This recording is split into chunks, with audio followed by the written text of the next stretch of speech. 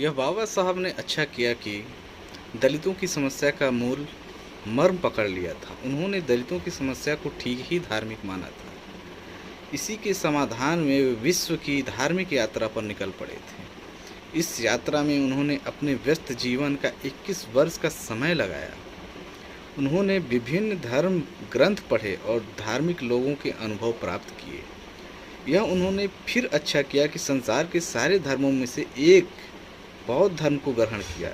इसका मतलब यह है कि अब उनकी दलित संतान को केवल बौद्ध धर्म पर अपना ध्यान केंद्रित करना है। अन्य धर्मों के अध्ययन में उन्हें समय नहीं देना है, बल्कि बौद्ध धर्म के बारे में मनन विश्लेषण करना है। पर क्या ये सवाल है, और इस सवाल में दलित मुक्त की चेतना बिल्कुल समाई हुई है। पर क्या बाबा साहब ने बौद्ध धर्म ग्रहण कर दलितों के धार्मिक चिंतन पर रोक लगा दी है? ऐसा बिल्कुल नहीं है, बल्कि भगवान बुद्ध और उनका धम्म नाम की पुस्तक लिखकर उन्होंने अपनी दलित संतान के धार्मिक चिंतन की शुरुआत की है। उनकी यह पुस्तक दलितों के सामने एक वानगी है। वे बता रहे हैं कि आगे इस तरह बढ़ा जा सकेगा।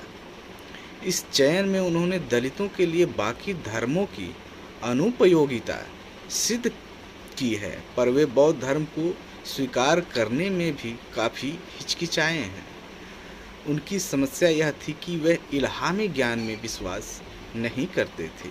इसी कारण वे बुद्ध के शिष्य बन गए। पर क्या उनकी दलित संतान भी अपने महापुरुष को बुद्ध के सामने छोटा देखना चाहेगी? बाबा साहब ने ऐसा अपनी उदारता दिखाते हुए कह दिया, तो क्या उनकी संतान सच में ही उन्हें बुद्ध से छोटा मानने लगेगी?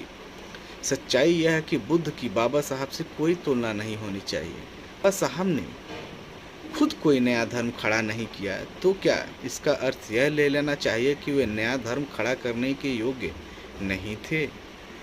क्या भारत का दलित समुदाय अपना नया धर्म खड़ा नहीं कर सकता? ये दो सवाल हैं, और इन सवालों पे टकराया जा सकता है, और दलित कौम के प्रत्येक व्यक्ति को इन सवालों से एक दिन जरूर टकराना है। डॉक्टर धर्मवीर ने यह चिंतन 1990 के दशक में विकसित किया था और डिस्कोर्स में दलित चिंतन के और साहित्य चिंतन के डिस्कोर्स में लाया, और उसके बाद वो लगभग 20-25 सालों में इसका समाधान भी प्रस्तुत किए आजीवक धर्म के रूप में। यह एक ऐतिहासिक धर्म है जो बुद्ध से पहले से चला आ रहा है, जिसके संस्थापक मक्खली गोसाल थे, और यह मध्यकाल में सद्गुरु रैदास कबीर के रूप में आगे बढ़ा। आधुनिक काल में स्वामी अच्युतानंद हरिहर, बाबू मंगूराम मोंगवालिया और धर्मांतरण से पहले अंबेडकर के रूप में विकसित हुआ। यह चिंतन और आंदोलन का एक अखिल भारतीय स्वरूप था। मूल प्रश्न यही है कि दलितों की समस्या धार्मिक है, जिसे बाबा साहब डॉक्टर अंबेडकर ने माना था और अंतिम समय में उसे स्वीकारा था। इसीलिए मूल बौद्ध धर्म ग्रंथ के से अलग दलित कौम के अनुरूप बुद्धाइज धर्म नाम से एक पुस्तक लिखी थी। लेकिन क्या बौद्ध धर्म दलितों की मूल समस्याओं का समाधान प्रस्तुत करता है? ये गंभीर सवाल है। पर यह वर्ग कब तक धर्मांतरणों के फेर में पड़ा रहेगा? समस्या यही है कि हमारे पास धर्म नहीं है तो वो बनाया जा सकता है, छोटा हो सकता है, कमज़ोर हो सकता है, लेकिन वह अपना होना चाहिए। दूसरे का धर्म या घर या व्यवस्था चाहे जितनी अच्छी या बड़ी हो, उसमें जाकर हम किराए या दूसरी नागरिकता प्राप्त करेंगे, उसके मालिक नहीं हो सकते, उसमें आज़ादी से हम रह नहीं सकते। यह बात बहुत गंभीर है। इसके पास लोकवाद का धारदार दर्शन और दलित संतों के हृदय की निर्मल वाणी है। किसके पास? दलित कौम के पास। फिर इतनी समृद्ध परंपरा को लेकर भी यह अपना चिंतन संसार को क्यों नहीं दे सकता?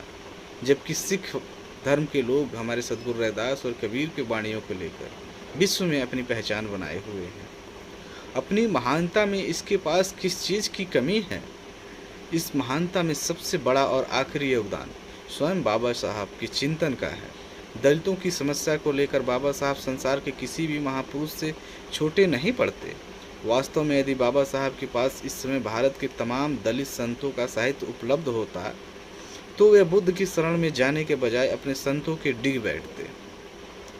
तब वे त्रिपिटक में माथापच्ची कर सिर खपाने के बजाय निर्गुण शब्दवाणी की गंगोत्री में आनंद स्नान करते। ये डॉक्टर धर्मवीर अपने विश्लेषण में कह रहे हैं। उन्हें मजबूरी में ही इतनी दूर जाना पड़ा था, अन्यथा वे अपना ही महत्व बनाते। यहाँ बौद्ध धर्म की आलोचना करने का अवसर नहीं है, लेकिन लगता है कि धार्मिक युद्ध के इस हौदे में बाबा साहब ठीक से बैठ नहीं पाए हैं। बौद्ध धर्म से कुछ लेने के बजाय उन्हें उसे देना ज़्यादा पड़ गया है। बौद्ध धर्म दलितों को क्या दे सकता था? उल्टे दलितों का काम यह हो गया है कि वे बौद्ध धर्म पर लगाए गए ऐतिहासिक लाछनों को अपने सिर पर ढोएं। सही बात यह है कि बाबा साहब ने बौद्ध धर्म अख्तियार कर दलितों की समस्याएं उभार कर बताई हैं। उन्हें छोड़ा या भुलाया नहीं जा सकता, पर उनका समाधान अंतिम रूप से हमारा दलित संत है। बौद्ध दर्शन में हिंदुओं के मोक्ष से छुटकारा मिलता है, पर निर्वाण के सिद्धांत का नया झमेला खड़ा हो जाता है। जरूरी यह है कि मोक्ष, कैवल्य और निर्वाण की पूरी शब्दावली को ही छोड़ा जाए। बौद्ध धर्म में जाकर पुनर्जन्म और परलोक के सिद्धांत का भी ठीक से खंडन नहीं हो पाता, जिसकी दलितों की बहुत आवश्यकता पड़ती है। बौद्ध धर्म से वर्ण व्यवस्था, जाति प्रथा और अस्पृश्यता का भी गृहस्थ जीवन में खंडन नहीं हो पाता। वह इनका खंडन केवल भिक्षु वर्ग में कर पाता है। यहाँ कबीर का चिंतन ही कमल की तरह खिलता है कि बहुरी हम काहे आवेंगे, तथा जो तू बाभन ब्राह्मणी जाया, आन बाट काहे नहीं आया। यही दलित चिंतन का स्वतंत्र विकास है।